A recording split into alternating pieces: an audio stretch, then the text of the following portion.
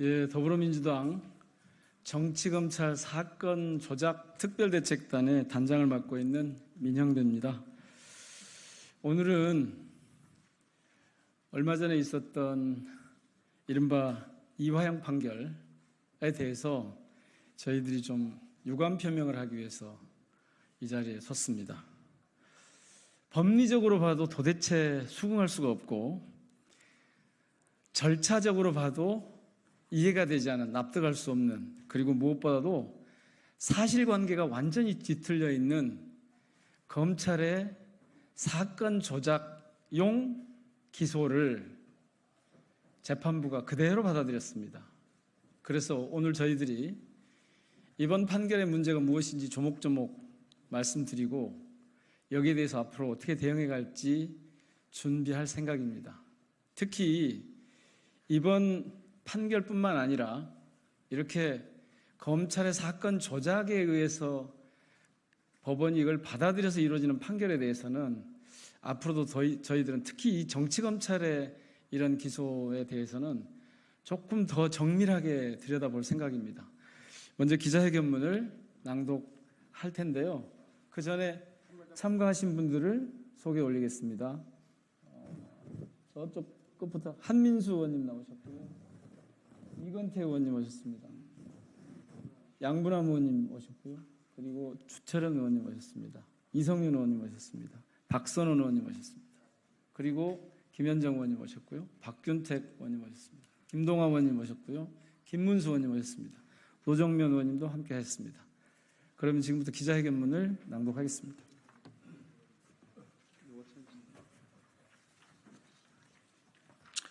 기자회견문을 낭독하겠습니다. 이화영 판결에 대해 강력한 유감을 표명합니다. 수원지방법원의 이화영 전 경기부지사 사건 1심 판결에 대해 강력한 유감의 뜻을 밝힙니다. 수원지방법원의 판결은 절차적으로 반인권적이고 실체적으로도 객관적 물증에 반하는 증거 판단, 증거와 정황을 종합적으로 보지 않는 편파적인 사실 인정, 설득력 없는 법리 판단으로 일관된 검찰의 의견서를 그대로 수용한 편파적 판결입니다. 법원은 이화영 전 경기부지사에게 구속 기소된 이후에 구속영장을 2회나 2번이나 새로 발부하였습니다. 이런 경우는 과거 권위주의 시대의 법원에서나 볼 수 있었던 사례입니다. 더욱이 마지막 구속영장은 증거인멸 교사를 범죄 사실로 하였는데, 변호인에 따르면 이미 증거인멸 교사에 대한 심리가 끝난 이후였음에도 증거인멸 교사를 이유로 구속영장을 발부하였다고 합니다. 이것은 피고인의 방어권에 결정적 지장을 초래했습니다. 법원은 쌍방울이 500만 불을 북한 조선아태이에 제공했고, 그 대가로 북한으로부터 광물 채굴 등 사업권을 1억 불에 계약했다는 사실을 인정하지 않았습니다. 500만 불이 지급되었기 때문에 사업권을 준 것이고, 사업권을 줬기 때문에 500만 불을 지급한 것입니다. 경기도에 스마트팜 지원 사업이 없었더라도 쌍방울이 500만 불을 지급했기 때문에 쌍방울과 북한 조선아태이 간 사업권 계약이 이루어졌을 것임은 누가 보더라도 명백합니다. 검찰은 이재명 대표를 올가매기 위해서 쌍방울과 북한 조선아태이 간 계약에 이 계약과 무관한 경기도의 스마트팜 지원 사업을 얹어 놓았고, 법원이 어처구니 없게도 검찰의 허구적 주장을 받아들였습니다. 스마트팜 비용 대납은 이재명 대표를 얽어매려는 술수일 뿐입니다. 뿐만 아니라 검찰이 주장하고 법원이 판결한 스마트팜 사업은 경기도가 추진하려고 했던 스마트팜 사업이 아닙니다. 경기도 스마트팜 사업은 애초 남경필 지사 때 북측과 합의해 놓은 사업으로 황해도 개풍군에 추진하는 사업으로 현금이 아닌 시설 투자 지원의 형태입니다. 지금 검찰과 법원이 혼재시켜 놓은 스마트팜 사업은 북측이 일방적으로 요구한 평안도 남포 옆의 온천 지역을 말합니다. 전제 자체가 틀린 수사를 했고 이를 그대로 인용한 잘못된 판결입니다.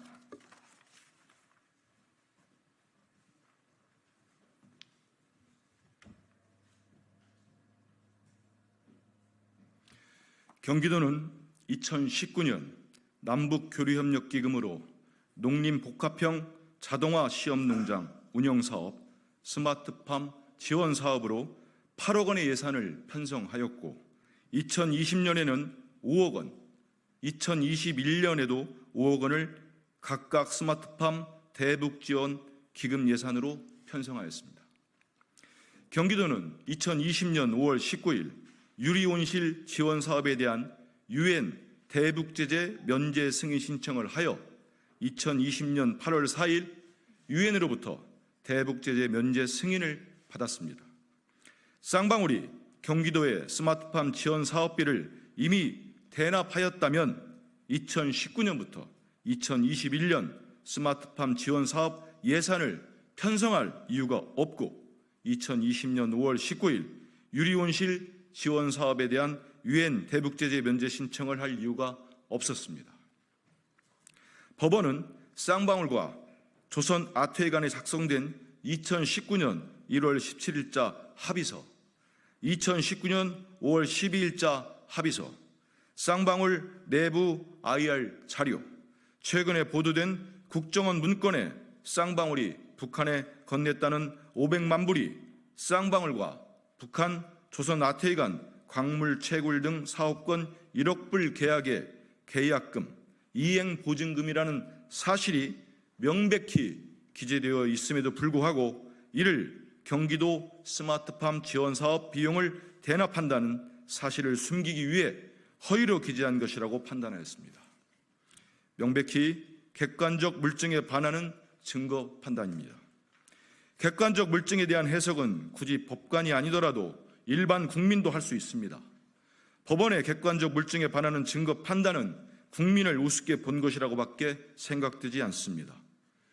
이번 판결로 사법부는 인권의 최후 보루라는 사명을 포기했고 사법부에 대한 신뢰가 무너졌습니다. 김성태 공소장 안부수 1심 판결문을 보면 쌍방울 김성태는 사업권을 받기 위하여 그리고 쌍방울 그룹 회사들의 주가를 부양하기 위하여 대북 사업을 추진하면서 그 대가로 500만 불을 제공했다는 사실이 명확히 기재되어 있습니다. 김성태 공소장에 북한과의 경제협력 사업에 우선적 참여 기회라는 이권을 얻을 뿐만 아니라 계열사가 대북 관련 테마주, 수혜주로서 주가 상승의 이익을 얻기 위한 목적으로 대북 사업을 추진하면서 북한 측에 그에 상응하는 대가를 지급하기 위해 2019년 1월경부터 같은 해 12월경까지 쌍방울 회사 임직원 수십 명을 동원하여 합계 약 500만 달러의 위화를 배분한 후 은닉, 휴대하여 중국 심양으로 출국하게 함으로써 국외로 반출하고 북측 인사에게 전달하였다고 기재되어 있습니다.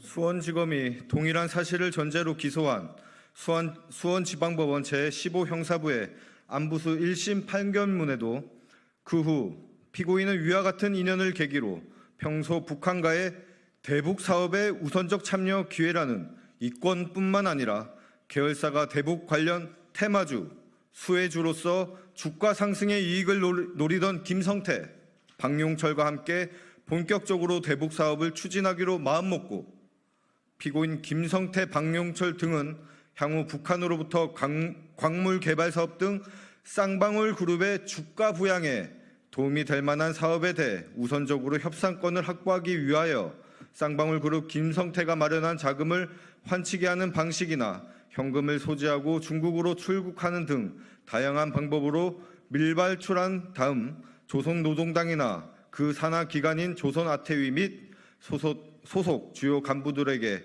조선노동당에 대한 대북사업 로비 자금 또는 이행보증금 등 명목으로 지급하기로 계획하였다고 기재되어 있습니다.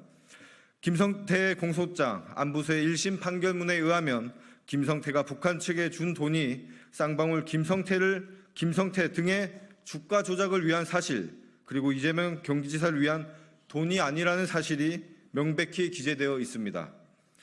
검찰은 쌍방울 김성태와 북한 조선아태위 간에 있었던 대북 사업에 이재명을 얽어매었고 그 사건 조작의 구형 및 양형 특혜를 노리고 김성태가 협조한 것입니다. 검찰은 김성태가 북한에 800만 불을 제공한 사실을 인정하면서도 김성태를 10년 이하 징역으로 처벌된 국가보안법 위반, 10년 이상 또는 무기징역으로 처벌될 특정경제가중처벌 등에 관한 법률 위반, 1년 이상의 유기징역이 가능한 자본시장과 금융투자업에 관한 법률 위반으로 기소하지 않았고 3년 이하의 징역에 불과한 외국환 거래법 위반으로 기소하는 특혜를 베풀었습니다. 이로써 김성태는 자신의 안위는 물론이고 쌍방울도 피해를 최소화하는 혜택을 받았습니다.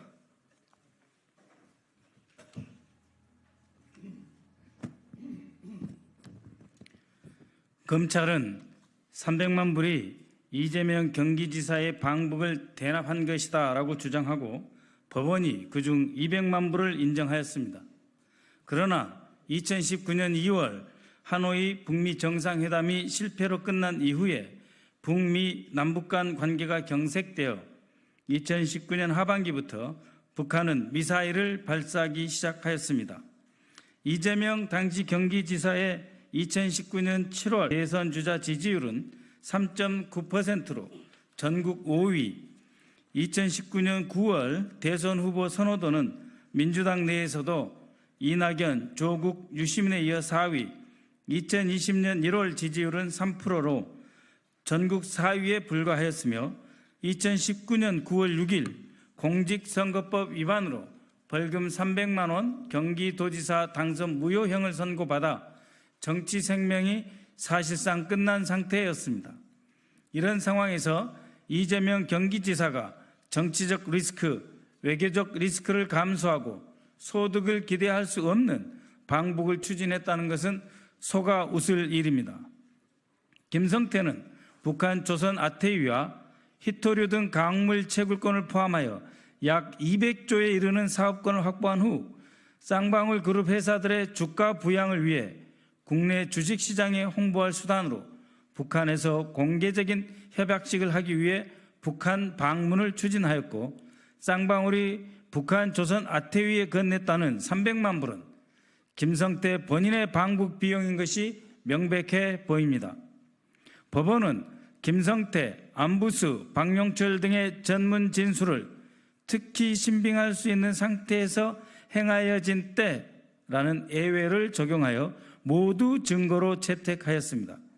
그러나 김성태, 안부수, 박용철의 진술은 쌍방울과 조선아태위 간 체결된 합의서 및 쌍방울 내부 IR 자료, 국정원 문건의 기재 내용과 배치되고 안부수의 진술은 재판정 내내 변경되었고 이화영 전 부지사 등의 진술 모의 세미나를 했다고 폭로했으며 신명섭 전 경기도 평화협력국장도 회유 압박을 당했다고 기자회견을 하였습니다.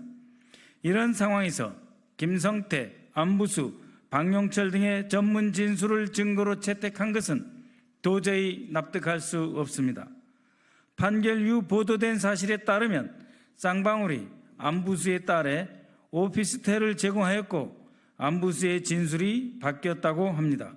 기존 진술은 북한 측 인사를 만나 이재명 도지사 방북 논의를 한 적이 없다였는데 2023년 4월 18일 쌍방울이 북한에 준 돈 800만 달러는 경기도와 이재명을 위한 대납이다라고 바뀝니다.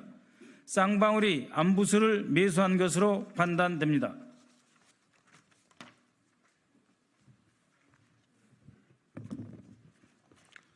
이상의 객관적인 사실과 증언 및 정황으로 볼 때 법원의 자의적인 증거 판단이라고 할 수밖에 없습니다. 이들 전문 진술이 증거에서 배제된다면 1심 유죄 판결은 그 근거를 상실하게 됩니다. 쌍방울은 2019년 12월, 2020년 1월, 2022년 1월 총 3차례에 걸쳐서 나누스의 CB에 전환사채 전환 청구를 하였고 청구 시가 주가와 전환가액, 수익수를 고려하면 각 시기에 쌍방울은 약 1,558억 원의 이익을 냈을 것으로 추정되며 투자액의 약 7.8배의 이익을 얻었다고 언론이 보도한 바 있습니다. 이 보도만 보더라도 쌍방울의 대북 사업이 주가 부양용이라는 사실은 삼척 동자도 알 수 있는데 왜 법원이 눈을 감았는지 모를 일입니다. 판사는 시세 차익을 내지 않았기 때문에 주가 조작이 아니라는 식으로 판단했지만 쌍방울의 목적은 주식담보대출을 끌어올려 이스타 항공을 수주하려는 것이었습니다. 실패했지만 실제로 쌍방울은 1,100억 원을 베팅하여 이스타 항공 수주를 시도했던 것이 사실입니다. 윤석열 정권의 정치검찰이 정치 수사를 하여 민주주의를 후퇴시키고 인권을 침해하여 온 나라를 혼란에 빠지고 있는 상황에서 인권의 최후 보루인 법원이 검찰의 폭주를 제지하지 못하고 검찰이 짜놓은 프레임에 갇힌 판결을 한 것에 강력한 유감을 밝힙니다. 아울러 수원지검이 2024년 6월 12일 이재명 대표를 제3자 뇌물수수 등으로 기소하였습니다. 그러나 이화영 전 부지사가 당시 경기지사에게 보고한 사실을 부인하고 있으므로 이재명 대표의 범죄를 입증할 증거가 전혀 없습니다. 그럼에도 불구하고 검찰이 이재명 대표를 기소한 것은 명백히 정치 기소입니다. 2024년 6월 13일 더불어민주당 정치검찰 사건 조작 특별대책당 일동. 예, 이제 곧 밖에 나가서 브리핑을 하겠습니다마는 정말 대한민국의 오늘에 어울리지 않게 이 검찰 독재 정권하에서 정치 검찰이 어떻게 형사사법 체계를 무너뜨리고 있는가, 이 현장을 보고 있고요. 정치 검찰이 사건 조작을 하고 이걸 근거로 기소를 하면 그 다음에 법원이 이걸 받아들이고 다시 그러면 검찰이 추가 기소하는 이 악의 고리가 지금 검찰과 법원 사이에 형성된 그런 느낌을 저희들은 받습니다. 명백한 정치 판결입니다. 이 정치 판결에 대해서 저희들이 오늘 왜 근거가 무엇인지, 왜 이게 잘못됐는지를 하나하나 밝혔는데요. 앞으로도 이 작업을 계속해 나갈 겁니다. 저희가 보기에 만약 이게 정치 판결이 아니라면 법원의 무능을 그대로 드러내는 것이라고 봅니다. 이 정도 무능하면 그건 퇴출 대상이라고 보고요. 법원에 대한 민주적인 통제 방안이 뭔가에 대해도 저희들이 문제를 제기하고 검토할 생각입니다. 양심과 법률에 따라서 재판한다는 이 대전제가 지금 무너지고 있기 때문에 저희들은 이 문제를 심각하게 보고 있습니다. 밖에 나가서 더 필요한 질문에는 응답하도록 하겠습니다. 시간을 저희들이 좀 늦게까지 끌어서 송구합니다. 마치겠습니다.